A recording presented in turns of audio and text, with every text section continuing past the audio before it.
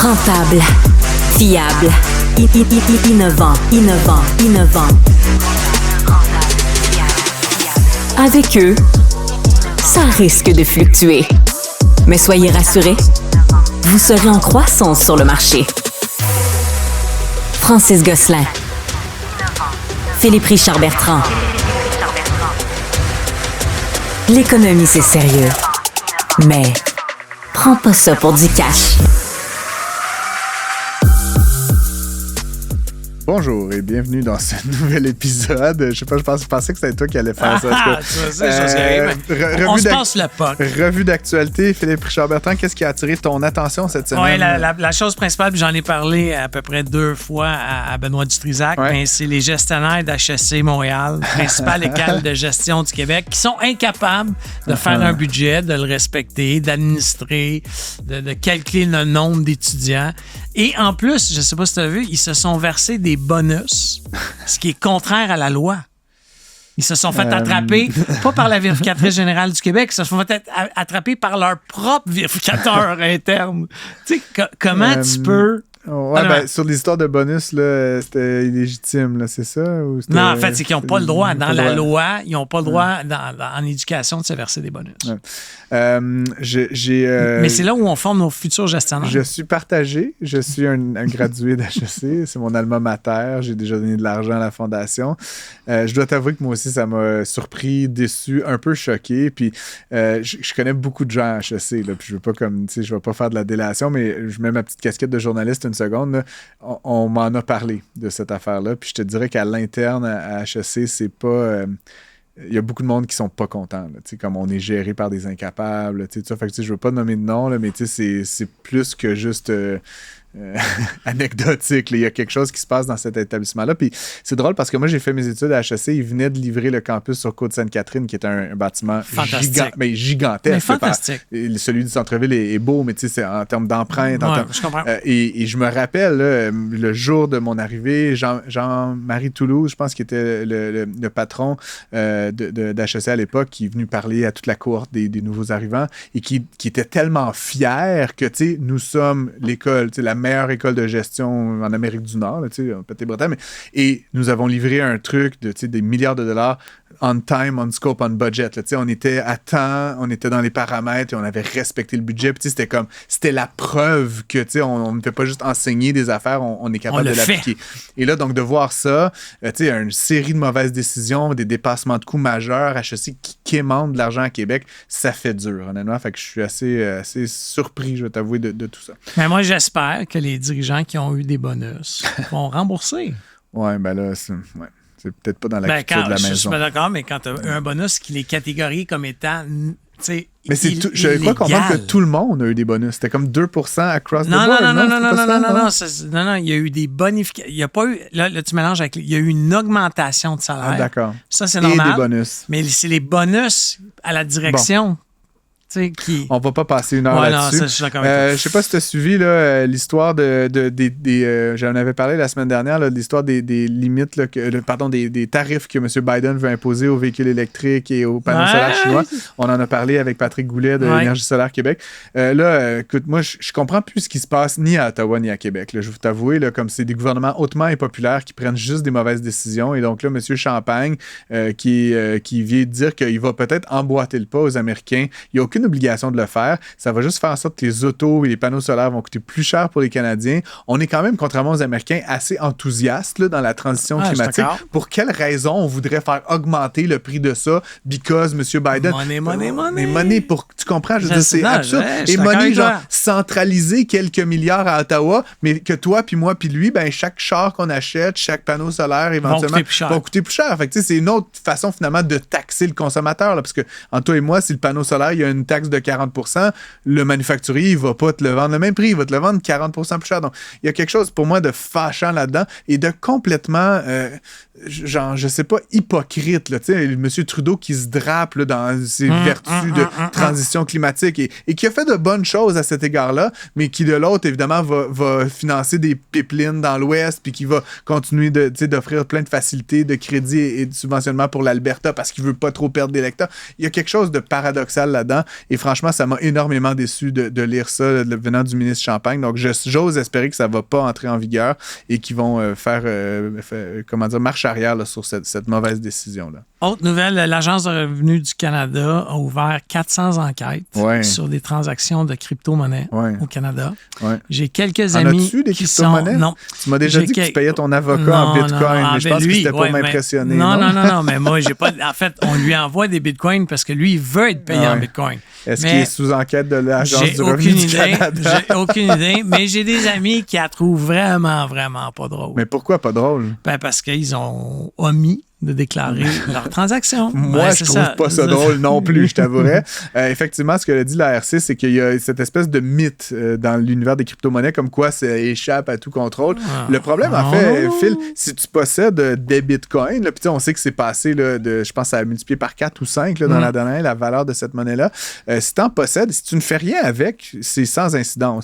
Mais le jour où tu vends ton bitcoin ou ton Ether ou ton Solana, ou en tout cas n'importe quelle de ces crypto-monnaies-là, tu réalises un gain en capital. Et dès ce moment-là, ça devient effectivement imposable. Puis ce que les gens ne pensent ou ne réalisent pas, c'est que si tu prends ton Bitcoin puis que tu achètes quelque chose avec, là, puis tu sais, bon, je sais pas qu'est-ce que tu peux acheter, là, mais mettons une Ferrari, là, je dis n'importe quoi, c'est présumé que tu as vendu le Bitcoin, right? Tu l'as échangé en échange d'une valeur réelle, que ce soit une valeur immobilière ou mobilière ou un bien de consommation. Et donc, tu dois payer l'impôt sur le gain en capital. Et donc là, ce que dit l'Agence du revenu, je pense surtout que la valeur a tellement progressé dans la dernière année, il va y avoir d'énormes gains en capitaux qui vont être faits par certains contribuables et il n'y a pas de passe-droit. Si tu fais de l'argent, c'est ça. Tu payes de l'argent. On rappelle à nos auditeurs que le gain en capital, c'est quand même 30%. Oh, c'est énorme. Là, non, mais ça a augmenté. Là. Oui, non, mais c'était 30%. Là, c'est rendu avec c'était 50%, c'est rendu 66%. Puis je ne sais pas si les crypto-monnaies ne sont pas dans un régime particulier. Là, en aussi, plus. Fait que, tout ça pour dire. On finit peut-être avec ça, Phil. Juste pour rire, on en a beaucoup parlé. Bon, Roson, on sait, ancien président déchu. Il y avait ce monsieur qui avait un salaire à vie. Il y avait, monsieur Roson qu'il fallait racheter. Il y a eu un groupe d'acteurs là, qui sont venus un peu sauver les meubles, mais finalement, ça n'a pas fait. Donc, ils étaient un peu en faillite / liquidation là, depuis quelques mois.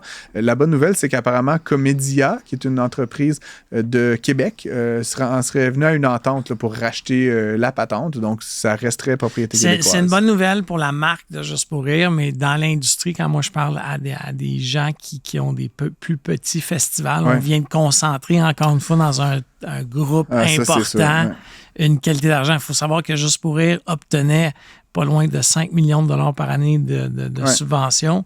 Là, ça va s'additionner sur ce que Comédia... Aux millions de Comédia, effectivement. Même, encore une fois, pour sauver la marque.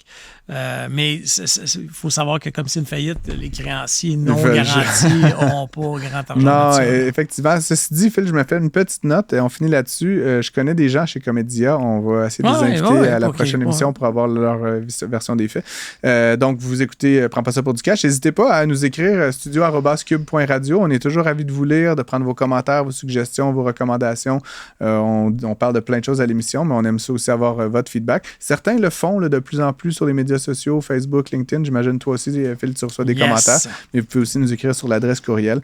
Et donc, on se revoit dans le prochain segment pour des entrevues. Un taux d'intérêt très élevé qui défie toute la concurrence du marché. Avec Francis Gosselin et Philippe Richard Bertrand. Prends pas ça pour du cash. J'ai lu à quelque part, Philippe, une drôle de nouvelle, en tout cas, à propos de développement durable, d'éco-anxiété et tout ça, qui indiquait en fait que les gens étaient plus éco-anxieux l'été parce qu'il fait chaud. Et ça m'a un peu fait rire.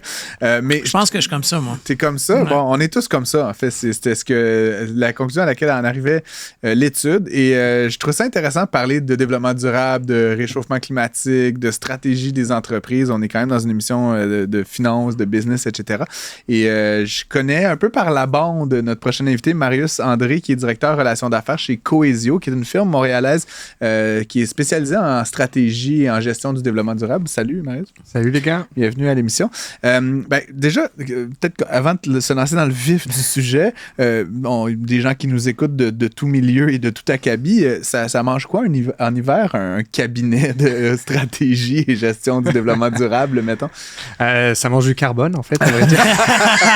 Fait de la photosynthèse. Exact, c'est ça. c'est intégré. Nice, j'aime ça. Non, qu'est-ce que ça mange? En fait, au départ, c'est quand même une base de management, une base managériale de cabinet. Puis finalement, ça aide les entreprises à intégrer la durabilité à leur stratégie d'affaires. Donc, on ne le fait pas sur le côté, on ne fait pas juste du compost et de l'impression recto-verso. Là. On le fait vraiment dans la stratégie d'affaires à travers des analyses de cycle de vie, bilan carbone, diagnostic ESG complet, etc., etc. Puis les clients aujourd'hui qui vous appellent, c'est dans toutes sortes de business. On est dans 14 secteurs d'activité différents. On a touché du tourisme, beaucoup aux manufacturiers, du détail. On est beaucoup dans la PME, le M de la PME et des entreprises. Pourquoi elles nous appellent? C'est une bonne question, mais on pourra toucher ça peut-être plus tard. Là, mais c'est c'est quoi les principaux défis? Parce que là, j'ai parlé de la température extérieure, là, mais je pense pas que la PME t'appelle parce qu'il fait chaud. Là. Je veux dire, c'est quoi, qu'est-ce qu'ils veulent là, concrètement? C'est quoi le point d'entrée pour faire affaire avec des gens comme vous? C'est assez intéressant parce qu'il y a quelques années, ce point d'entrée-là, il était plus intrinsèque. C'est-à-dire qu'on avait des gens qui nous appelaient nouvelle direction, des repreneurs, des entrepreneurs qui reprenaient l'entreprise familiale, qui voulaient le faire pour les bonnes raisons, etc. Puis on continue à avoir des personnes qui nous appellent pour les bonnes raisons. Maintenant, ils veulent le faire pour les mauvaises raisons. Définitivement. Non. On continue à avoir des personnes qui nous appellent, mais la pression est de plus en plus extrinsèque. C'est-à-dire que vraiment une pression qui vient des financiers, des donneurs d'ordre. Donc externe à l'entreprise. C'est pas comme toujours, on veut, c'est là, les gens nous le demandent. Exact. Non, mais dans le marché institutionnel, il y a de plus en plus, au niveau du gouvernement, il y a des facteurs dans les appels d'offres par rapport au ESG. Ah oui. Il y a des ESG, environnement, social et gouvernance. C'est un peu comme développement durable. Oui. En fait, l'ESG, c'est l'aspect... Les critères ESG sont en fait l'application du développement durable dans la performance des entreprises. Donc, on va regarder la performance d'une entreprise en termes de développement durable à travers des critères ESG. Okay. Puis donc des critères environnement, des critères sociaux, d'impact sur la société, puis la communauté, puis de la gouvernance, là, tout ce qui est gestion, conseil d'administration, etc. Et autre aspect, mais oui, en effet, ouais. Okay. Fait que là, j'ai une question pour Mario Sandré. Là, comment on devient toi, là, mettons, là, on étudie en quoi, on fait quoi dans sa jeune carrière, comment on arrive à ce métier, finalement? C'est une bonne question. Je te dirais un chimiste ou oui, un chimiste de formation. Puis quand j'étais petit, je regarde... Non, pas du tout. Mais pas loin, je suis biologiste, par exemple. Biologiste de formation, en effet. Mais je suis le seul de ma gang dans mon équipe. On est une vingtaine chez Cohesio. Je suis le seul biologiste. On a des gens qui viennent de tout domaine, ingénierie, sciences sociales. On a beaucoup de gens qui ont fait bac en administration des affaires. Par contre, là, avec 95% des gens chez Cohesio ont une maîtrise en développement durable, que ce soit de HEC, de l'ESG, UQAM, de McGill ou de maîtrise en environnement de Sherbrooke, que moi j'ai fait dans mon cas, l'université de Sherbrooke. Donc c'est un peu ça les curriculums qu'on retrouve et des personnes on récupère un petit peu des gens qui ont été déboussolés de la société et de leurs expériences dans différents milieux. C'est assez intéressant. On récupère des personnes qui ont fait 3 à 5 ans dans des domaines divers et variés, que ce soit de la mode, de l'aérospatial, du détail, etc. Et qui font une maîtrise et qui derrière... Ils voient la lumière. Exact. En fait, c'est une sorte de petite secte, finalement. Mais je voulais, sans tomber dans le ridicule, là, mais tu sais, il y a quand même parfois ces accusations, je sais pas si c'est des accusations, mais tu sais, une espèce de désignation, on va dire ça comme ça, que les gens qui font le métier que vous faites, qui est, à mon avis, absolument essentiel, c'est un peu aussi du militantisme, tu sais, un genre d'illumination, tu sais, je sais pas, c'est une croyance, là, entre guillemets, puis tu sais, c'est pas une question de croire ou non au réchauffement climatique, là, mais tu sais, tout le reste, là, le développement durable, tu sais, il y a un côté engagé, là, beaucoup plus que tu vas chez Deloitte, là, je sais pas, ils font leur travail très bien. Oui. Et tu comprends, ils sont pas le couteau entre les dents. Là. Leur engagement est peut-être plus sur l'excellence ou le nombre d'heures réalisées par semaine, je sais pas. Je ne voulais pas cibler Deloitte là, particulièrement, mais on les aime bien. N'importe quel autre cabinet en management, c'est des gens qui font du travail de conseil en management. Dans le développement durable, il y a ce côté un peu, comme je dis, la rage au cœur. Exact. Est-ce que c'est vrai? Oui, tout à fait. Puis je pense que tu dois l'avoir parce que quand tu fais de l'impact ou du développement durable ou même de l'entrepreneuriat social, t'as, en plus de l'aspect de ton travail, tu as un souhait d'impact dans tout ce que tu réalises. Et forcément, ça vient avec une sorte de pression sur les épaules plus grande. On voit les statistiques de de Dominique Gagnon, je pense, sur les entrepreneurs et tout ça. Puis je pense que dans l'entrepreneuriat social... On l'a reçu à l'émission, Dominique, d'ailleurs. Okay. Ouais. Donc, tu sais, en entrepreneuriat social, on a des pourcentages de personnes qui tombent en dépression encore plus grandes que l'entrepreneur, ou quasiment plus grandes que l'entrepreneur sans l'aspect social, je dirais, ou le développement durable. Donc oui, ça prend cette flamme-là. Maintenant, est-ce que il y a juste la flamme qui existe? À mon avis, non. Vu le nombre d'entreprises en conseil qui se lancent là-dedans et qui n'ont pas l'expertise parce qu'ils le voient de manière opportuniste finalement. Et ce que je respecte tout à fait, mais je ne suis pas sûr que tous les gens ont la flamme. Peux-tu nous donner des exemples concrets? Là? Je ne veux pas rentrer dans les détails hyper confidentiels, là, mais ils font quoi les entreprises aujourd'hui? Là? Genre, ils trient leurs poubelles, là, puis comme ils impriment recto verso, mais encore, là, une fois qu'on a fait ça, c'est quoi les choses concrètement là, que tu as vues qui peut-être peut nous illustrer un peu là, les vraies différences qu'on peut faire dans une entreprise? On peut toucher à plusieurs aspects dans une entreprise. Il y a autant le volet organisationnel, c'est-à-dire vraiment le volet de l'entreprise, comment elle est gérée en interne, que ce soit les RH, les opérations, un petit peu la transformation des différents rôles sur des sujets de développement durable qui impliquent le DI là-dedans. Le développement durable, c'est le social aussi, donc l'équité, diversité, inclusion sur ces sujets-là. Mais au niveau très concret... Il y aura un aide-mémoire dans les notes du spectacle avec les acronymes dans les blagues. Mais le développement durable et les acronymes, c'est la soupe. Quand on est familier avec ça, tout ça passe sous le sens. Mais je pense que pour des gens qui baignent pas là-dedans au quotidien, c'est très complexe. Une soupe d'acronymes, effectivement. Puis même quand on est dedans, à tous les jours, il y en a des nouveaux. Mais pour répondre, en effet, on voit des entreprises qui, de manière très concrète, vont aller repenser leurs produits. C'est-à-dire vont réaliser une analyse de cycle de vie, c'est-à-dire regarder l'impact environnemental du produit versus un autre produit qui a la même fonction, avec des matériaux peut-être différents, une approche différente, et repenser le produit pour avoir moins d'impact. Donc ça peut être travailler sur un type de matière, un type d'approvisionnement. Moins d'impact négatif. Négatif. On veut plus d'impact. Exact, positif, social si possible. À l'inverse, tu vas avoir des entreprises qui vont aller dans une notion de risque et de gestion de risque, regarder leur chaîne d'approvisionnement et qualifier le risque climatique. On le voit là, les éboulements, les inondations, les feux de forêt, ça vient bouleverser les chaînes d'approvisionnement. Tornades. On est rendu avec des tornades au Québec. Toujours eu des tornades au Québec.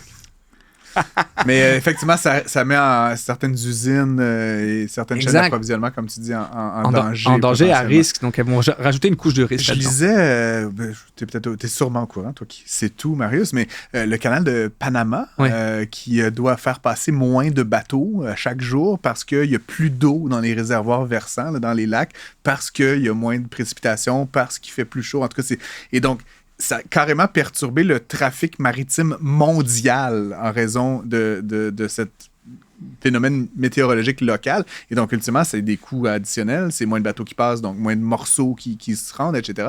Donc, effectivement, comme tu dis, il y a un facteur de risque qui est économique, là, qui n'est pas juste il fait chaud, ou je sais pas, il y a des on va tous aller à la plage. Non, c'est... En effet, il y a un facteur économique très important là-dedans. On reproche, tu sais, how dare you, là, bon, je ne suis pas plus grand fan de madame, mais on reproche souvent aux élus d'en faire trop peu. Je sais pas, ta lecture dans tout ça, j'ai le sentiment que nos élus sont un peu pris entre l'arbre et l'écorce. Les gens veulent pas changer leur comportement. Les entreprises non plus. Il y a des coûts souvent associés à ces démarches-là. Et en même temps, ils en font un peu. C'est quoi un peu votre lecture de la réglementation, que ce soit crédit carbone, des standards? Est-ce qu'on pourrait en faire plus? J'imagine que tu vas dire oui, mais qu'est-ce qu'on pourrait faire de plus, peut-être? Par où commencer? Je pense que oui, il faut en faire plus. Il y a la CEO de Cycle Capital qui a... André-Lise Métaux, quelque chose on la salue, on va l'inviter à l'émission. Qui a mentionné que l'époque des petits pas, c'était pour les petits-enfants, puis aujourd'hui, on est à l'époque des grands pas pour les adultes. Et pour ça prend du courage. Elle l'a mentionné au Cercle canadien, puis... Les élus, comme tout le monde, une des valeurs que l'on doit avoir en développement durable, c'est la notion de courage. Et le courage politique là-dedans est important. Alors, c'est sûr qu'ils sont pris entre l'Écosse et l'arbre, là, finalement. Philippe m'a promis que sa prochaine auto serait électrique. Là, donc, on fait des petits pas. J'ai cru comprendre qu'il y a un certain débat entre vous là-dessus. Le commun des mortels a de la misère à faire le tri de son bac de recyclage. Oui, donc, je veux pas casser du sucre sur les élus, là, mais normalement, je les défends, là, mais Je pense qu'il faut retourner à la base. Tu sais, il y a des pays... On devrait mettre les gens qui trient pas leur recyclage en prison. C'est ce que tu me dis. Tous. Non, mais tu sais, à l'amende... À l'amende? À l'amende. Mon Dieu. Non, mais il y a Sainte-Anne de Bellevue a essayé ça. Beaconsfield a essayé ça aussi. Est-ce qu'ils sont encore en place, les maires? Je sais pas. Mais ils ont essayé de mettre un poids et finalement des c'est parce qu'à un moment donné, il faut que tu casses le cycle qui fonctionne pas. Puis en ce moment, encore une fois, là, si le commun des mortels n'est pas capable de trier son bac de recyclage, on est loin en tabarouette de choisir. Marie-Antoinette disait qu'il mange de la brioche. Hein? Exactement.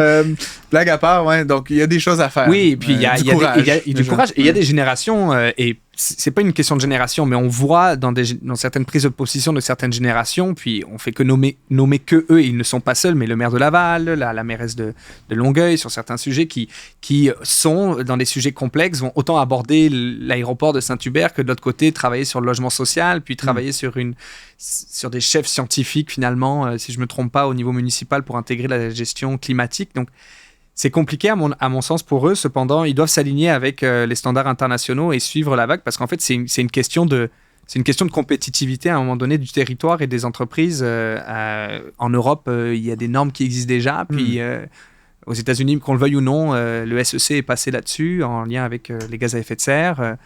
Donc ça va suivre au Canada, puis le Canada est quand même bien positionné là-dessus, là. Surtout le Québec avec l'hydroélectricité. Puis, Oui, justement, hydroélectricité, ça m'emmène un peu à... on a entendu toutes sortes d'annonces, là. Philippe n'est pas si partisan de la filière batterie, mais nonobstant, j'aimerais un peu t'entendre, tu sais, dans tout ce que tu vois, tout ce que tu entends, est-ce qu'il y a des innovations particulières, des choses que tu dis, mon Dieu, tu sais, c'est formidable. Est-ce qu'il y a des choses est-ce que tu as encore un peu d'émerveillement face à ton métier, puis des choses que tu dis, tu sais, je sais pas, dans les 2-3 derniers mois, là, des choses qui étaient comme, waouh, tu sais, il y a vraiment quelque chose là en matière d'innovation, soit technologique ou sociale ou autre. Là. Qu'est-ce qui t'étonne ou t'impressionne encore dans ton métier?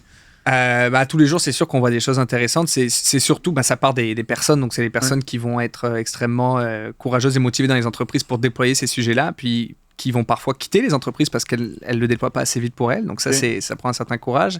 Mais dans les innovations technologiques, on en voit dans les produits qui vont intégrer finalement la notion d'efficacité énergétique dans le suivi des bâtiments, par exemple. On travaille beaucoup là-dessus. On a des produits des gens qui vont réfléchir à l'approvisionnement beaucoup plus local et garder le même niveau de qualité et le même prix. Et c'est ça qui est impressionnant. Puis, pour terminer... C'est pas facile. C'est pas facile. je regarde Philippe, je sais ce que... Ouais. Et pour terminer, l'innovation, elle passera surtout pas que par une innovation technologique. Elle passera par une innovation, comme tu l'as mentionné, sociale. Puis là-dedans, c'est complexe, mais c'est aider sa clientèle ou ses partenaires à changer de comportement dans la façon de consommer. Acheter, c'est voter. Oui, tu choisis une entreprise, c'est l'art Varidel, qu'on prenne... En effet, avec son Mais il y a des entreprises mondiales là, qui ont fait de grandes choses. Pensons à Patagonia, qui a vraiment fait un beau virage. Même économie circulaire, où est-ce qu'on revend des vêtements usagés. Il y a toute une philosophie derrière ça. Mais je pense que... Et c'est pour ça qu'il y a une communauté qui supporte. Il y a une communauté d'acheteurs qui supportent à Patagonia. Je pense qu'il faut se créer des communautés à travers des marques québécoises qui vont faire du bien pour l'environnement. Et il y en a. D'ailleurs, nous, c'est une des questions qu'on pose d'entrée de jeu lors de nos ateliers de lancement, que si l'on veut, on parle du développement durable, etc., puis on démystifie le tout, et on pose la question, selon vous, qu'est-ce qu'une entreprise durable? Qui représente la durabilité au Québec, à l'international? Puis forcément, dans le top 3, puis ça surprendra personne, on trouve Cascade, on trouve des entreprises comme Patagonia, mais on trouve aussi des plus petites entreprises, des fermes Lufa, on trouve Baleco, si je ne me trompe pas, qui sont les savons, N7 Company, qui sont des entreprises québécoises et qui ont un modèle de base circulaire, mais pas que. C'est des entreprises qui vont travailler sur le social et qui ne sont pas que nées avec cette prémisse de base de faire du développement durable. Je voulais te poser une dernière question qui, moi, me chicote énormément. Puis c'est une vraie question, genre très fondamentale pour moi. Tu sais, j'entends beaucoup, puis je pense que c'est comme un fléau quasiment social, parler d'éco-anxiété. Puis je lisais un article dans Le Devoir hier de Richard Messier, Julien Acosta, qui nous disait qu'il faut changer le discours autour du réchauffement climatique, ce qui nous attend, parce qu'actuellement, puis depuis toujours, là, je me rappelle, je pense que c'est 89, là, le rapport Brundtland. 87. Ouais, mais tu sais, c'est toujours la panique, puis on est toujours à 5 ans d'être tous morts. Puis donc, évidemment, ça a engendré cette espèce d'éco-anxiété massive. Là, puis je vous lisais là, que c'est comme... Et pourtant, genre, il fait beau aujourd'hui, puis il fera beau demain, puis il nous reste... T'sais, j'ai l'impression que ça paralyse les gens au lieu de les exhorter à comme get out, fais ton bac en génie puis trouve une solution, là, tu comprends? Ou joins-toi à Cohésio. J'aimerais, toi qui baignes là-dedans puis qui côtoie certainement des éco-anxieux et tout ça, comme qu'est-ce qu'on peut faire pour changer le mindset de cette espèce de paralysie de la peur vers comme... Des pistes cyclables, man. Ouais, mais non, que des pistes cyclables partout. Comment on fait pour changer soit le discours, la croyance? Oui. Moi, je suis pas éco-anxieux, puis ça veut pas dire que je fais du déni, là. Je vois ce qui s'en vient, c'est pas beau, mais comme, tu comprends, on prend acte, tu sais, tu l'es peut-être pas parce que tu as fait ce que des éco-anxieux font pas tout le temps, c'est-à-dire que tu es passé à l'action dans une certaine mesure. Alors, qu'on le veuille ou non, bon, l'aspect véhicule électrique a joué.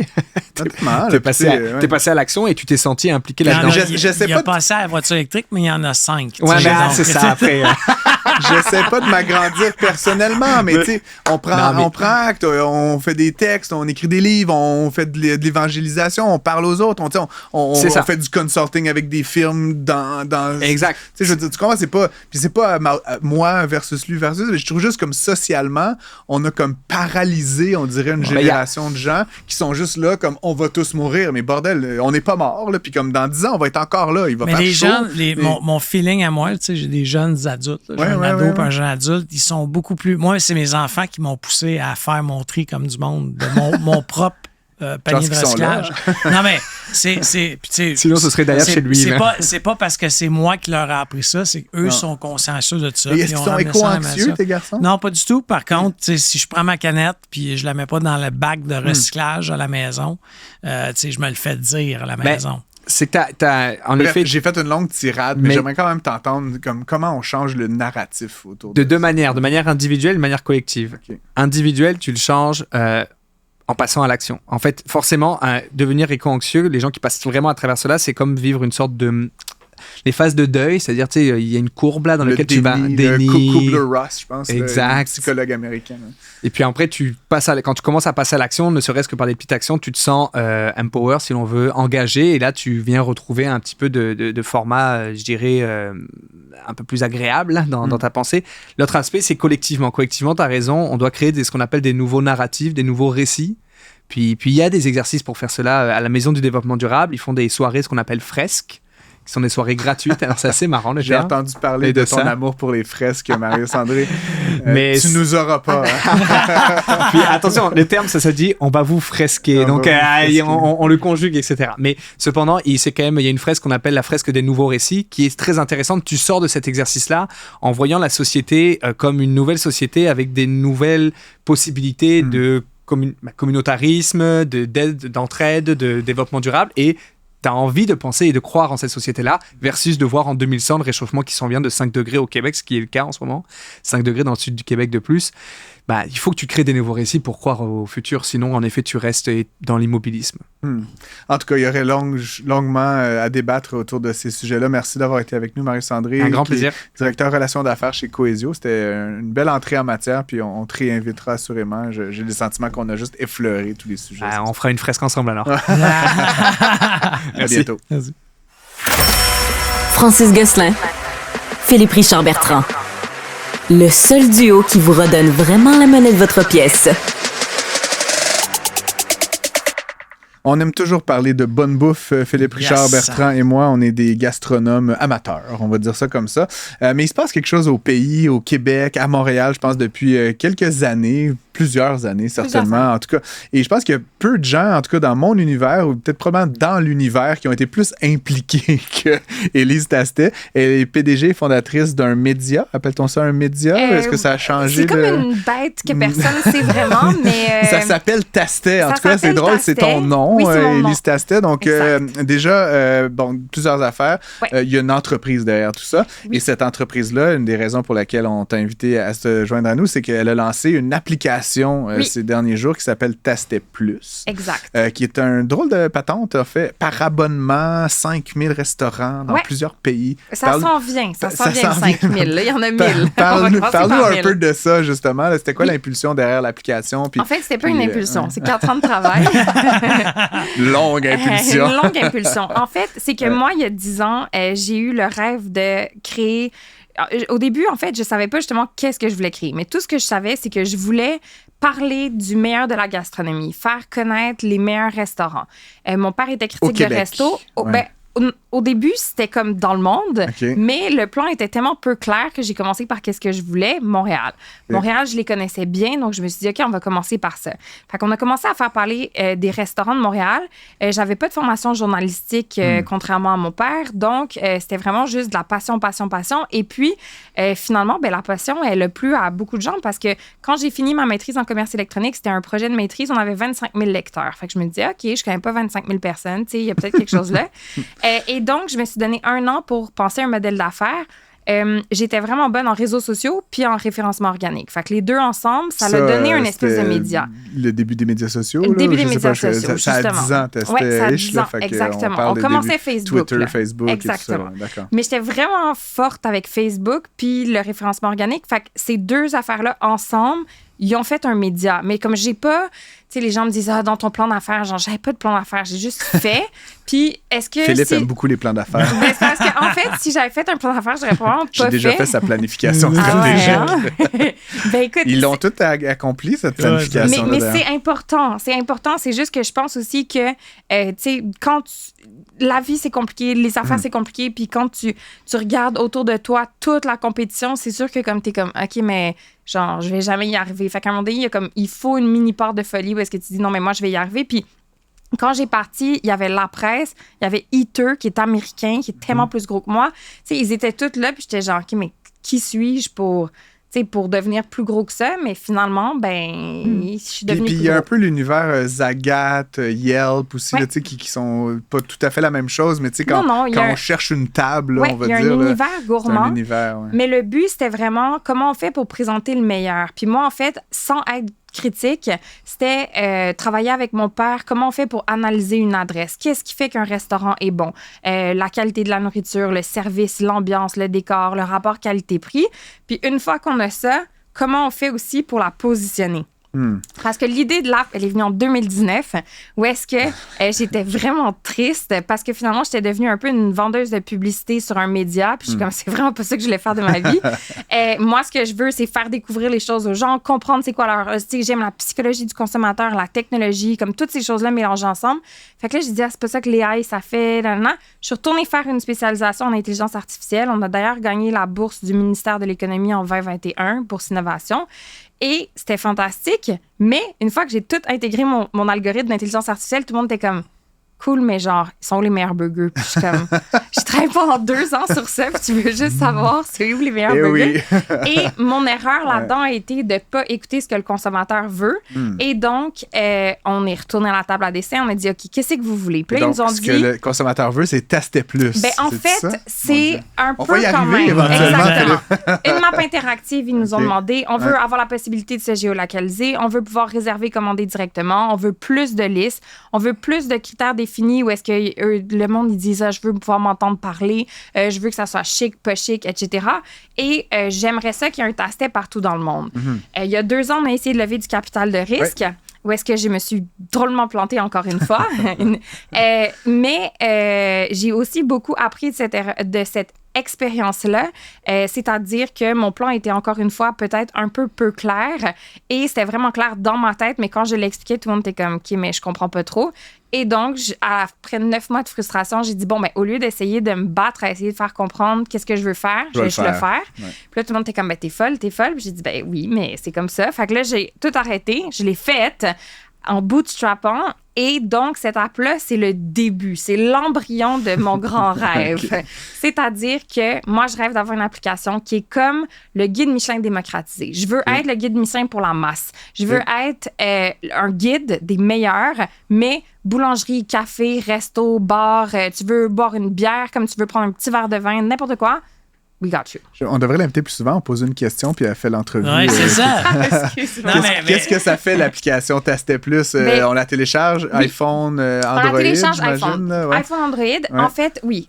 Notre pari, c'est que... Je ne l'ai pas téléchargé, je vais la télécharger maintenant. Ben là, écoute, ça fait genre une jour, ça fait 3 jours que c'est sorti. Je sais, c'est une blague. Mais le pari qu'on fait, par contre, c'est sûr que c'est une application payante, puis j'entends ce que tu dis. En même temps, vu qu'aucun restaurant, café ou bar ne paye pour apparaître sur la plateforme, faut que tu te fasses à la fin, les gens, ils disent « Ah, je veux pas que ça soit juste des restaurants poches qui apparaissent, mais en même temps, ça vient aussi avec un coût. » Le coût, c'est... en ce moment, au Canada, on a 1000 adresses, puis on a 200 adresses à Paris aussi. Okay. Fait qu'on commence avec Paris, mais mon but, c'est d'avoir 24 villes en 24 mois. C'est ça, j'ai lu ça quelque part. C'est ça mon goal, mon but. Et avec ça viennent aussi l'implantation de mon bel algorithme d'intelligence artificielle qu'on va pouvoir remettre là-dedans, qui va en fait servir à quelque chose enfin. Et puis, on travaille avec Ivado HEC pour rentrer des nouvelles fonctionnalités aussi, par exemple. Ivado, c'est un truc en intelligence artificielle aussi. Oui, exactement. Fait qu'on fait un programme avec eux pour voir, comment on peut intégrer la personnalisation, comment on peut intégrer des parcours gourmands dans d'autres villes, comment on peut intégrer la similarité, comme tu veux aller manger au Bouillon Bill, mais le Bouillon Bill, qu'il n'y a plus de place, ben c'est quoi autour ou dans le quartier qui ressemble au Bouillon Bill? Parce que ça, Google le fait pas. Oui, Cadet, Place Carmin. C'est une encyclopédie de la restauration montréalaise. Les gens ils m'ont dit, on voudrait faire une app avec ton cerveau. Genre, on prend ton cerveau puis on le met dans une application. C'est parfait. Quand tu vas mourir, là, on va pouvoir lire tous tes textos puis te trianguler. Non, c'est ça, je te souhaite. Mais en fait, c'est devenu une référence. Honnêtement, moi, je l'utilise. Merci beaucoup. Pas l'app encore qui a été lancée il y a 3 jours, mais le site web, je l'utilise une fois par semaine. Là, dans le sens où moi, j'aime découvrir des nouvelles choses. Donc, à chaque fois, je découvre un nouveau restaurant. Puis c'est toujours le fun. Puis la beauté, c'est que je me rappelle de ton ancien modèle. Je ne sais pas si le modèle a changé. Mais l'ancien modèle, c'est que le restaurateur en fait, c'est toi qui faisais la recommandation. Il y a quelqu'un chez toi. Qui essaie une adresse puis qui la note. C'est encore ça. Puis en fait, là, tout le monde me dit, ben là, c'est Léa qui va le faire. Non. Il y a, en fait, moi, dans mon fantasme d'entrepreneur, j'étais comme, Léa, il va tout faire. Mais dans le fond, tu peux pas enlever l'humain. Puis surtout avec tu sais, c'est tellement personnel puis il y a tellement de choses qui rentrent en compte dans une sortie au restaurant que l'humain ne peut pas être enlevé. Mais après, est-ce que, justement, la structure de data, l'organisation de l'information, on peut optimiser ça puis aller plus vite avec des systèmes d'agrégation? Oui. Mais il va y avoir quelqu'un qui va tester le restaurant puis qui va assurer de mettre son sou. C'est ça, mais en d'autres mots, le restaurant qui est poche, que c'était pas bon, qui était pas... Exactement. C'est ça qui est le fun. Puis honnêtement, après ça, ça se peut que je sois allé dans un restaurant sur Tastet qui me plaisait pas à moi. Ouais. Mais ça veut pas dire que la bouffe était pas bonne, c'est juste... Mais en fait, avec l'app, mon but, là, c'est que ça arrive plus. Fait que c'est pas pour demain matin, mais moi, je veux que ma mère, je sais qu'on parle du son, mais ma mère, elle aime ça quand il y a trop de bruit, puis elle est comme, c'était vraiment bon, mais je m'entendais pas parler. Fait que moi, je me dis tout le temps, je veux réussir à ce que cette application-là, chaque fois qu'on recommande quelque chose à ma mère, elle dise, c'était parfait. On dit, si c'est bruyant, on réussit à dire, vas-y à 6 heures, parce qu'à 8 heures, il faut que tu sois parti parce qu'il va y avoir trop de bruit. Puis si t'es vegan, on te recommande des places que t'aimes. Si tu aimes vraiment pas se dépenser beaucoup d'argent, on va te envoyer dans des places. Si t'as des jeunes enfants, où est-ce que tu sors qui acceptent les poussettes? Tout ce genre d'affaires-là. D'ailleurs, son père était critique, elle-même testait, donc il y a maintenant Mini Tastet qui va prendre la relève, n'est-ce pas? Oui. C'est un plan à long terme, il va à la garderie, puis il dit j'ai fait des crêpes ce matin. T'as 3 ans. Casually. C'est vrai. 3 ans et demi, en train de battre les œufs. Vous avez, là, c'était personnel ou c'était l'entreprise, gagné un prix, le prix du rayonnement c'était moi, de la culture mais culinaire? Ça vient avec toute l'équipe puis tout le monde qui est derrière. Qu'est-ce qu'il faut faire pour se mériter un prix aussi prestigieux là, dans les lauriers de la gastronomie québécoise. Je dois avouer que je l'ai répété beaucoup, mais j'étais 100% certaine que ça allait être Christian Bégin qui allait gagner, qui m'a beaucoup aidé dans ma carrière. Il est vraiment il fait un peu rayonner la gastronomie, lui aussi. Hein? Oui, je ne sais pas si les gens ont remarqué, mais... Il est vraiment extraordinaire. Il gagnera l'an prochain, assurément. Je lui souhaite vraiment. Ou est-ce que tu vas gagner chaque année? Non, je pense que tu n'as pas le droit de gagner déjà. Mais je sais pas trop. Je pensais pas que j'allais gagner, mais c'est une belle reconnaissance. C'est une belle reconnaissance du travail qu'on fait, mais en fait aussi, c'est quand même un bon timing avec mon application. J'étais quand même nice. Merci beaucoup. Parfait. Donc là, les prochaines étapes, là, tu disais Montréal-Paris, hein, c'est ça pour l'instant? Montréal-Paris, on continue à développer. On a Mexico, New York qui s'en vient. Mais ça, il faut y aller? Oui, donc sur place à Paris, j'ai quelqu'un avec moi. Je m'en vais dans 2 semaines à Paris. On a aussi signé Air France, avec qui on va travailler pour le TIFF en septembre. Toronto. Exactement. Okay. Toronto, on est là. J'essaie de lister les prochaines villes. Toronto, Vancouver. Si vous téléchargez l'application, il y a 200 adresses comme aujourd'hui. Il y a 200 adresses à Paris, une 50aine à Toronto. Calgary. Ça s'en vient. Winnipeg, mais bon, on m'a dit qu'il y a comme une trentaine. Saint-Jean, on en a aussi. Je te laisse des places où il y a des hôtels Germain. Je sais. Je les tente. Je suis comme coucou à l'hôtel. S'il vous plaît, travaillons ensemble. C'est bon. Mais donc, il y a un plan. Là. Carrément, tu as des billets d'avion. J'ai des billets d'avion. Puis le but, c'est je veux vraiment justement que tu ouvres ton téléphone. Puis là, on le teste avec des Français qui arrivent à Montréal. Parce qu'évidemment, Montréal, on a le plus d'adresses. Dur public. Non, ils capotent. Ils sont comme, oh my God, j'ai découvert les meilleures places. C'est génial, ce truc-là. Je suis comme, bon, il y a une ville souterraine, Philippe. Non, justement, pas de souterrain. Des petits bars à vin fun avec des microbrasseries, justement. Très bien. Et donc, les prochaines étapes, c'est des voyages d'élargir un peu les la plateforme. Adresses. Puis là, on a eu 6000 téléchargements en 72 heures. Fait que c'était quand même, j'étais super contente. Oui, c'était ça, tes attentes. Ben ouais, quand même. Là, c'est des nouvelles applications, ça sort de nulle part. Puis là, on a eu des centaines de feedbacks, genre améliorer la recherche, faites ci, faites ça. Fait que nous, on prend tout ce comment on dit ça? Rétroaction d'utilisateurs. J'aime bien feedback. Moi aussi, feedback. Au Québec, je fais attention. Rétroaction des utilisateurs et on se fait un roadmap, justement. Moi, j'ai vraiment 24 mois. Fait que là, je l'ai lancé puis je me suis dit, en 24 mois, il faut que ça soit l'outil parfait. Il faut que dans 24 mois, toutes les entrevues que je fasse, c'est exactement ce que je voulais. Quand j'ai parti de Tasset, j'avais mis des post-it partout. Je m'étais dit, je veux que ça soit en anglais, qu'il y a des fiches. Chaque resto a sa fiche avec les informations, avec ci, avec ça. 3 ans plus tard, j'ai tout enlevé les post-it. Je suis comme done. Ben là, on a refait la même affaire avec cette application. Avec l'application. Exactement. Et donc là, il y a un drôle de modèle de monétisation. Là. Oui. Je veux pas te mettre mal à l'aise, mais c'est comme 10$ par semaine, 12$ par mois ou 48$ par année. Je trouvais que je suis économiste, comme tu sais, je trouvais que c'était comme une drôle de gradation. Ben, en fait, c'est parce que 10$... Tu veux vraiment que les gens s'abonnent par année. C'est juste ça.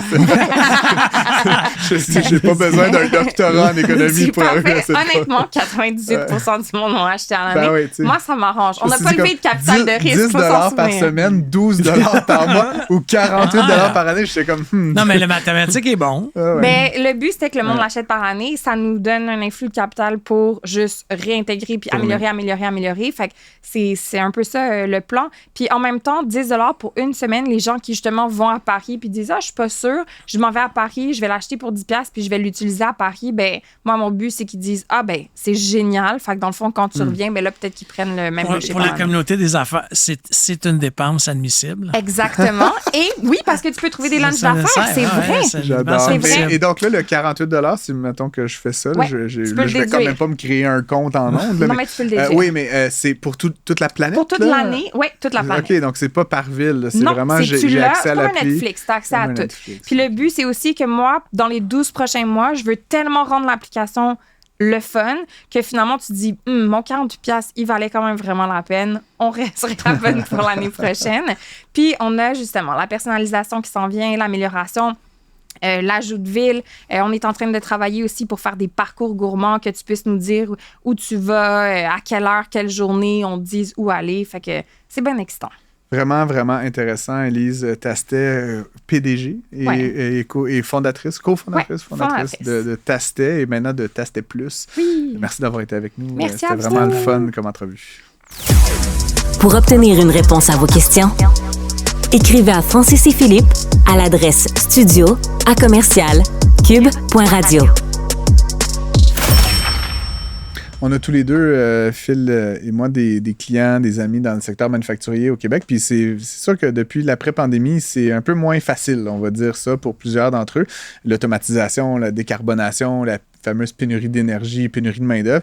Il y a quand même des choses super excitantes aussi qui se passent dans cet univers-là. On s'est dit qu'on irait à la source avec l'un des organismes les plus influents du domaine, le Mouvement québécois de la qualité.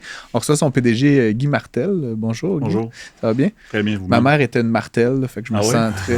Tu ne trouves pas qu'on se ressemble un peu? Comme je le disais... C'est la coupe de cheveux. Ouais, c'est ça. C'est génétique. Tu vois son mohawk. Depuis la pandémie, comme je le disais, on sent que l'économie ralentit, du moins.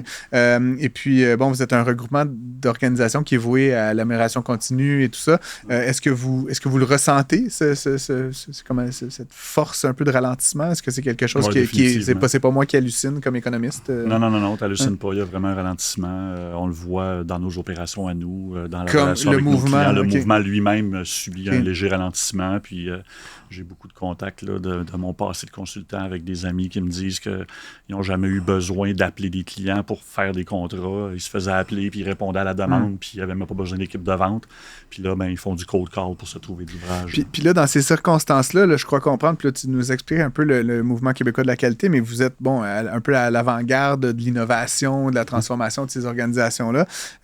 J'imagine que ça fait en sorte qu'elles sont plus frileuses d'investir là, de faire de l'essai-erreur dans ces circonstances-là. Comment est-ce que vous tirez votre épingle du jeu comme organisme de support là, de l'industrie? En fait, je pense que les petites entreprises qui sont vraiment visionnaires vont continuer d'investir pour s'améliorer puis être prêts quand ça va repartir. Puis ça, on l'entend de plus en plus, puis on l'entend beaucoup. Là, il va y avoir un redémarrage de l'économie. Et si les entreprises n'ont pas pris la peine de ce ralentissement-là, de faire la pause puis de dire, OK, où est-ce qu'on peut s'améliorer, puis sur quoi on doit se préparer pour la reprise, mais quand la reprise va arriver, les clients vont aller ailleurs. Fait qu'on l'entend beaucoup maintenant. Là, on profite de cet ralentissement-là pour s'investir dans l'amélioration.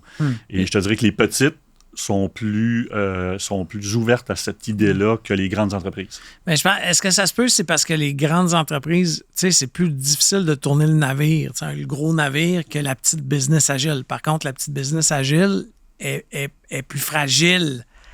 Est agile, mais fragile financièrement, souvent, là, puis c'est pas le cas pour tout le monde, mais es-tu d'accord avec moi que c'est plus dur de tourner une grosse barque à une grosse compagnie qu'une petite PME? Là? Oui, clairement. C'est sûr qu'une PME, il y a une masse critique d'employés, puis à un moment donné, tu te dis, il y a une limite à réduire. Les grandes entreprises, quand il y a des ralentissements économiques, ils doivent continuer de donner du rendement à leurs actionnaires. Fait que pour ce faire, la première action rapide et facile à faire, c'est de couper dans le personnel. Et souvent, on va les couper là où on se dit, c'est du surplus. Et nous, on parle beaucoup d'amélioration continue, on parle beaucoup d'optimisation de processus, mais ça devient une fonction de l'organisation qui est facile à couper parce qu'on se dit, là, on est ralenti, on n'a pas vraiment les moyens de continuer à faire ça, fait qu'on va arrêter de le faire. Fait qu'on arrête d'investir dans le futur. Là, exactement, c'est un peu paradoxal. tout à fait le contraire. Depuis quelques années, on parle à tout crin et sans arrêt de pénurie de main-d'œuvre. Encore une fois, je voulais un peu voir la perspective de l'intérieur, entre guillemets. On entend quand même un peu depuis quelques mois que le chômage augmente. Est-ce que cette pénurie-là, elle est aussi criante qu'elle l'était? Est-ce qu'il y a un petit peu une petite pause là, pour les manufacturiers québécois? C'est quoi votre lecture, encore une fois, de ça? En fait, je vais aller pas mal à contre-courant de la pensée de la pénurie de main-d'œuvre. Okay. Oui, il y a une pénurie de main-d'œuvre dans certains secteurs, dans certains domaines très particuliers, mais de façon générale, les entreprises n'ont pas pris la peine d'améliorer leur performance opérationnelle, puis ils disent on a une pénurie de main-d'œuvre. Mais la main-d'œuvre qu'ils ont besoin est déjà dans leurs quatre murs.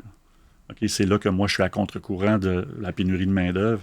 En ce moment, quand tu regardes l'efficience d'un processus traditionnel dans une entreprise typique, là, puis là, je fais une grosse moyenne, peut-être un peu vulgaire, là, on parle d'à peu près de 30% d'efficience. Ça veut dire que si tu dis « je manque de monde », puis t'engages une ressource, cette ressource-là, tu n'engages pas une ressource, tu engages un tiers de ressource. Parce que le 2 tiers de son temps va être perdu à tourner en rond comme ceux qui sont déjà en place.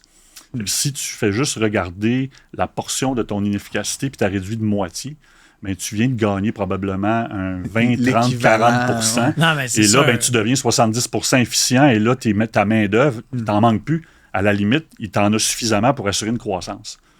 Tu sais, il y a des affaires, là, genre propreté, bon ordre. Tu sais, il y a des concepts simples. Parce que, tu sais, moi, je rentre dans des sociétés manufacturières. Le gars travaille sur une station, puis à chaque fois qu'il faut qu'il manutentionne quelque chose, il y a 30 pas à faire, tu sais, pour prendre son outil. Tu sais, c'est niaiseux, mais juste ça. Si moi, ben là, c'est sûr que j'ai un flair plus de par mon passé de voir ça. Mais je suis d'accord avec toi qu'il y a une grosse... Puis au Québec, je ne sais pas pourquoi, mais j'ai eu la chance de visiter des usines un peu partout. C'est comme pire au Québec. Et je ne sais pas pourquoi. Y a-t-il une raison à ça? Au Québec, dans le reste du Canada? Ah oui, dans le reste du Canada. En Ontario, ils sont beaucoup plus avancés. Dans des pays comme l'Allemagne, tu vas dans une usine, on est ailleurs. Oui, on parle de discipline quand même assez rigoureuse. En Allemagne, on n'est pas tout à fait à la même place, mais je ne suis pas sûr qu'il y a une si grande différence que ça entre le Québec et l'Ontario. Pour moi-même, avoir fait des projets en Ontario, il y a des endroits qui ont l'air effectivement plus sur la coche, mais il y a d'autres endroits que, quand tu regardes le détail, puis tu regardes aussi un petit peu l'observation de l'allure de la place, c'est ce que tu décris, là. Je te dirais que c'est quand même assez équivalent. Là. Oui, il y a des endroits qui sont sloppés dans les deux côtés, puis il y a des endroits qui ne le sont pas. Là. Puis tu sais, l'observation que tu fais est tout à fait juste. Là. Puis c'est pas juste des entreprises manufacturières. Nous, ce qu'on fait, puis l'origine du mouvement québécois de la qualité vient beaucoup du manufacturing. Mais au fil des années, tu sais, notre membership s'est diversifié à un point où aujourd'hui, on est 50% manufacturier, 50% services publics et privés. Dans les processus administratifs, il y en a du monde qui couraille à journée longue d'un bureau pour s'échanger des papiers, puis on en a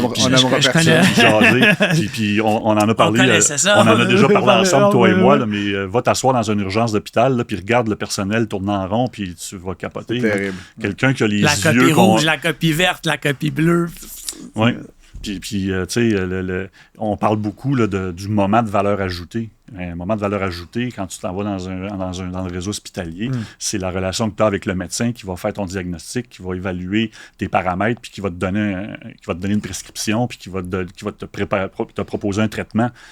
Mais ce moment-là, dans un épisode d'urgence, dure à peu près, quand tu additionnes les 2-3 fois que le médecin vient te voir, entre la première fois où il t'envoie à radio puis au test d'urine, après ça, tu reviens, tu repars, il te voit 3 fois, à peu près 2 minutes chaque fois. Mettons qu'on est généreux puis qu'on dit 10 minutes. Tu es resté assis sur la chaise pendant 18 heures, 20 heures, pour 10 minutes de valeur ajoutée. Je rentrerai pas là-dedans. J'ai été opéré pour une appendicite récemment. J'ai pu observer ça plusieurs jours. Puis comme consultant, je t'avouerai que j'arrivais exactement. Il y aurait aussi peut-être une petite intervention à faire sur l'émission des permis de construction à Montréal. Là, je te dis ça comme ça. Je l'écoutais ce matin en direction de Montréal. Puis je me disais qu'effectivement, il y a sûrement une petite... je dis rien. Oui. Mais bon, quand même, on a accueilli à l'émission il y a quelques mois, je pense, Emna Braham, qui est la directrice générale de l'Institut du Québec, que tu connais peut-être, qui publie des données économiques, statistiques super intéressantes. Puis ils ont fait un truc notamment sur l'automatisation, là, ce qu'on appelle l'industrie 4.0, etc. Puis c'était très intéressant pour moi ce qu'elle disait, puis ça fait écho à ton commentaire, c'est qu'en fait, les dirigeants, ou en tout cas les preneurs de décision, souvent, ils ne savent même pas ce qui existe, ou ils comprennent mal l'intelligence artificielle, la machinerie. Est-ce que ça fait partie de votre mission? Comment tu vois qu'on... Parce qu'à un moment donné, c'est une question juste de savoir, là. C'est pas pour mal faire. Les gens ignorent carrément les possibilités qui sont disponibles aujourd'hui pour optimiser le système. Dans le contexte d'optimisation de performance opérationnelle, présentement, il y a comme 3 grands axes qui sont à regarder puis que tu ne peux pas négliger. Là. Oui, il y a la transformation numérique, mais à travers la transformation numérique, il y a aussi la transition humaine et la transition verte. Quand j'ai commencé à faire des projets d'amélioration continue, il y a 20 ans, on augmentait le throughput des usines. On se foutait pas mal des déchets. On brûlait. Là, l'important, c'était d'en sortir plus vite. Aujourd'hui, tu ne peux plus faire ça. Tu ne peux plus faire un projet sans te soucier de l'environnement, sans te soucier de l'humain qui va être accompagné d'un assistant numérique, que ce soit virtuel ou un robot qui travaille avec lui. Donc, l'humain et l'environnement font maintenant partie du contexte d'amélioration de performance. Là où ça devient un peu inquiétant, c'est qu'on met beaucoup d'accent sur la transformation numérique. Rentrer de l'intelligence artificielle, rentrer des robots, Il y a des subventions très généreuses pour ça. Très généreuses, des programmes gouvernementaux très généreux, puis on en a fait partie pendant un certain temps.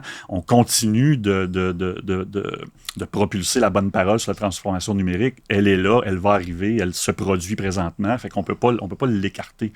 mais il y a une séquence dans laquelle il faut faire les choses logiques. Puis je reviens au processus, puis tu parlais tantôt, là, tu rentres dans une usine, puis le gars, il fait plein d'affaires pour... il se déplace pendant 12 fois, 12 pieds pour arriver à faire son travail. Puis là, on arrive et on dit, ils font un ERP. Oui, mais c'est ça. Mais là, ce qu'on fait, c'est qu'on dit, avant de revoir le processus, puis un peu d'éliminer ce gaspillage de temps-là et de standardiser le processus pour qu'il reproduise coup après coup la même qualité, bien, on arrive avec des solutions technologiques par-dessus un chaos. Fait que qu'est-ce que tu fais quand tu automatises le chaos? Tu fais juste accélérer la production de non-qualité ou la production de non-valeur ajoutée. Puis là, ben, tu cours à ta perte encore plus vite parce que tu viens d'automatiser ta perte.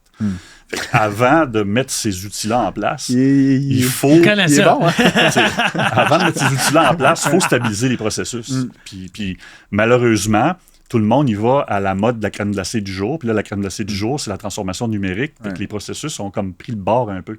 Fait que nous, on essaie de ramener le discours à la bonne place, puis on essaie de ramener la séquence logique. Le nombre d'entreprises qui ont mis un système ERP, là, ça allait être révolutionnaire. J'ai dit ça, Enterprise Resource Planning, c'est une un système de gestion des ressources d'inventaire. C'est ça, mais ils mettent ça coûte des millions de dollars, puis à la fin, ils disent, bon, là, je sais juste... Souvent, des dépassements de coûts, souvent ça... Mais ils n'ont pas produit une unité additionnelle ou de meilleure façon plus vite. Exact. Ils savent juste... Ils ont juste des chiffres. Ils ont juste bien du data. Fait que, loin de moi l'idée de dénigrer la transformation numérique, mais il y a une séquence logique dans laquelle il faut faire les choses. Puis on dirait qu'on vient de perdre le contrôle là-dessus parce que l'on est omnibulé par la transformation numérique. J'entends beaucoup parler, moi, dans cet univers-là, un peu, manufacturier, processus, transformation, de maillage. Puisqu'on est une économie au Québec de PME, beaucoup de TPE, de petites entreprises, quelques moyennes aussi, quelques grandes.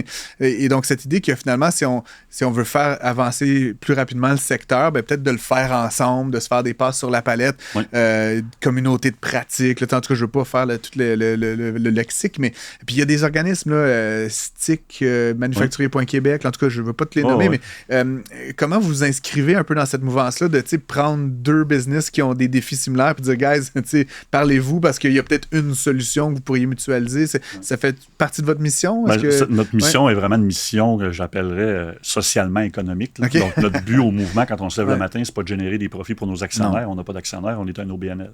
Donc, on veut livrer une mission sociale. Puis pour livrer cette mission sociale-là, on parle beaucoup de collaboration.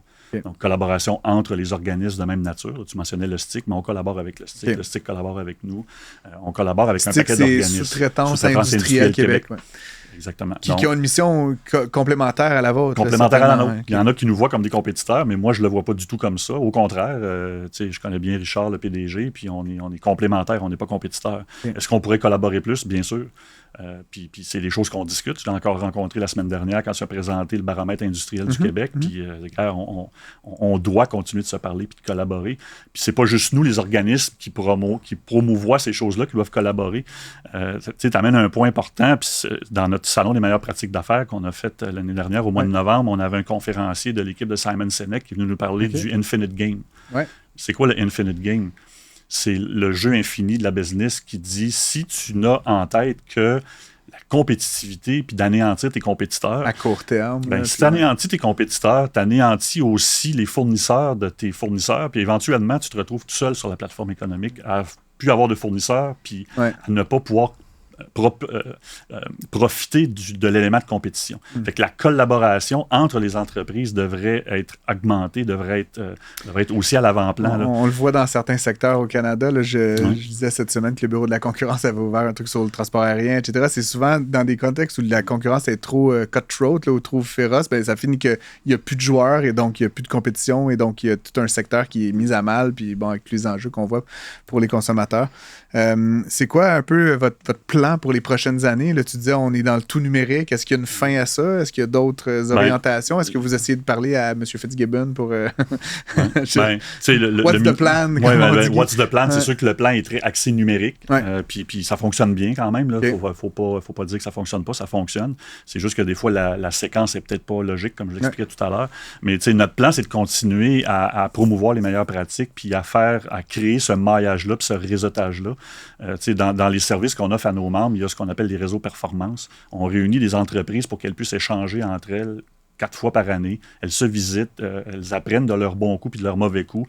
Là-dedans, il y a du monde autour de la table qui, des fois, sont un peu en compétition ou qui peuvent avoir des clients fournisseurs. Fait que ça crée aussi cette synergie économique-là.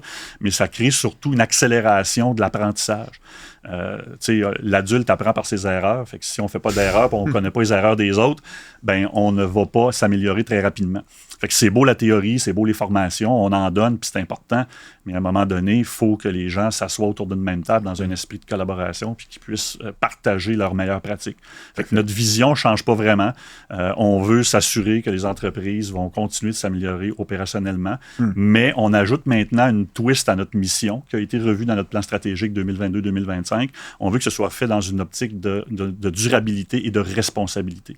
Donc, durabilité de l'emploi pour l'employé, durabilité aussi au niveau des ressources et le respect de l'environnement, donc la durabilité et la responsabilité. Je pense qu'un entrepreneur doit être responsable de pouvoir assurer la longévité de son entreprise pour que ses employés aient du pain et du beurre pour qu'ils puissent faire vivre leur famille, mais il doit aussi être responsable face à l'environnement. On n'a plus le choix, on est rendu là. Vraiment, vraiment intéressant. Guy Martel, un cousin de la fesse gauche de la famille Martel, certainement. PDG du mouvement québécois de la qualité. Merci d'avoir été avec nous. Grand plaisir. Merci beaucoup de m'avoir accueilli. Tous les épisodes de Prends pas ça pour du cash sont disponibles en podcast sur l'application et le site cube.ca.